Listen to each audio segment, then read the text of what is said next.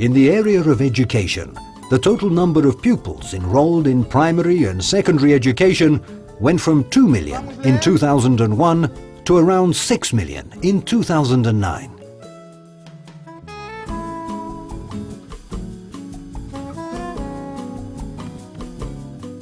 This increase called for a corresponding increase in classrooms and teacher numbers.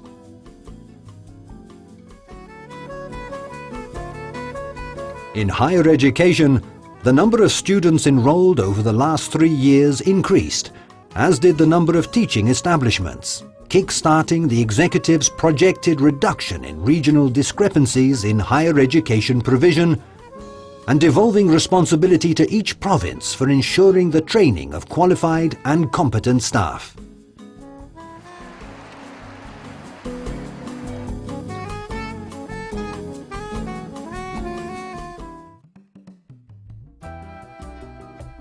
In the agriculture and fisheries sector, the challenge is food self-sufficiency, to increase areas of cultivation to produce cereals, meat and milk, supporting small and medium-sized properties.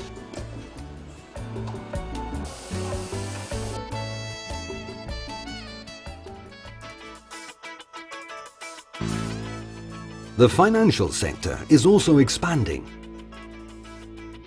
There are many banking institutions in the country active in varied, far-flung spots.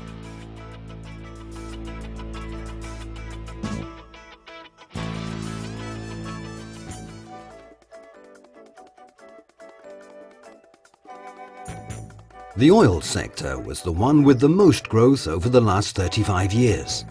The biggest oil wells in the country are in the Cabinda and Soyu Sea. Previously dominated by expatriates, nowadays this sector is integrated into the Angolanization process and employs many national employees.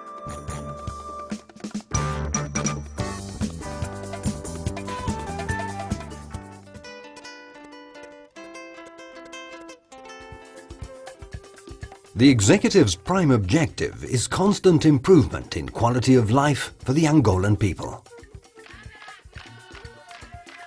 Because of their impact on life, the battle against hunger and the fight to wipe out poverty are two of the biggest challenges faced today by the Angolan state, being vital factors in creating a more prosperous society and social justice.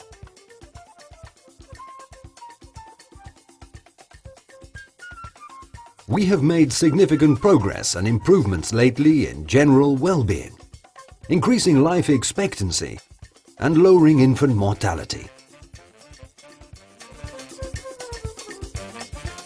The protection provided for children and the elderly needs to be given higher priority in society, together with improving the control of large-scale endemics such as malaria, HIV/AIDS, tuberculosis and trypanosomiasis.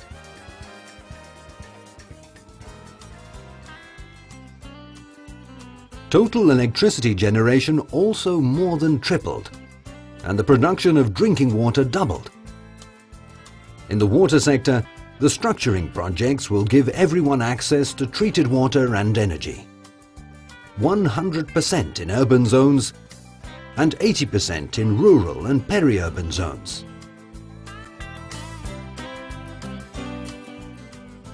Nowadays, more Angolans have access to telephone and internet services.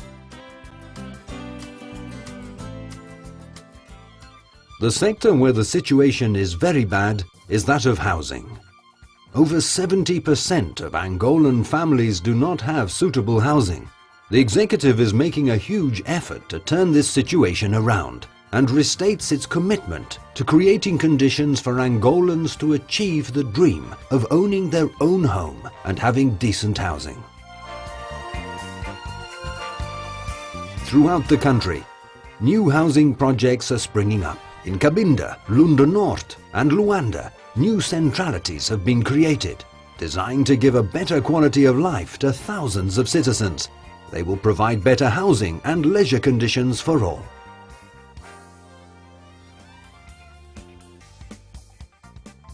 In order to guarantee quality of life for its citizens and make the cities attractive, Angola is working to renovate, restore and enhance the urban and rural centres, leading to planned settlement of populations and the energizing and interactivity of spaces based on a project of sustainable development for the country and a policy of balance and effectiveness established to develop the territory.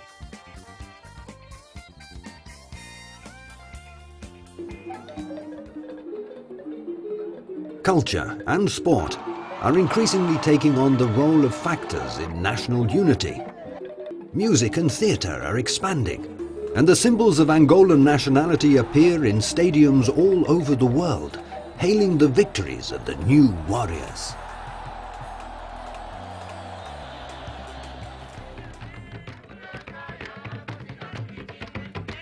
A great many of our people's traditional ceremonies and cultural and artistic manifestations are being recovered.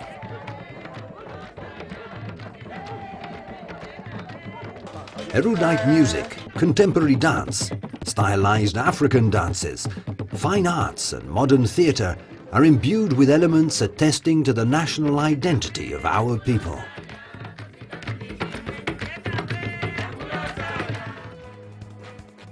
The speed of Sayovo, the gold medal handball players, the Mwangolese smashes or the Angolan dribble in the German World Cup awaken in our young people, and not just in them, the strongest feelings of citizenship and patriotism.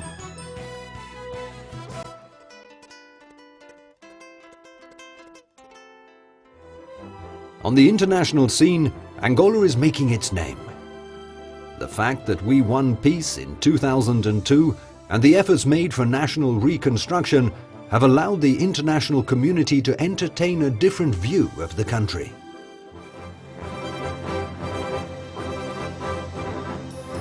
At the same time, Angola will continue with its vocation to be a factor for peace, stability and development, not only in the sub-regions to which it belongs, such as the SADC, but also in support of countries bound to us by strong historical ties of friendship.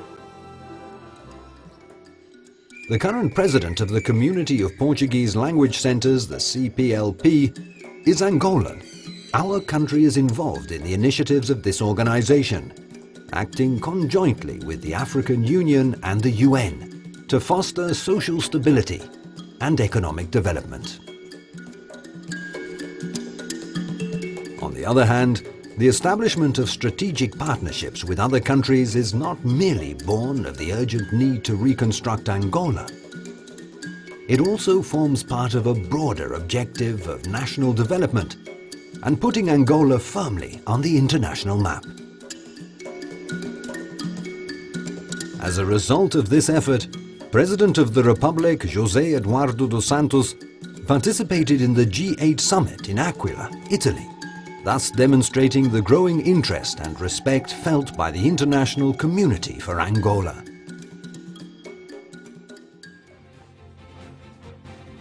Our country's foreign policy will be focusing more on matters of an economic and commercial nature, so as to internationalize the Angolan economy, strengthening, extending and consolidating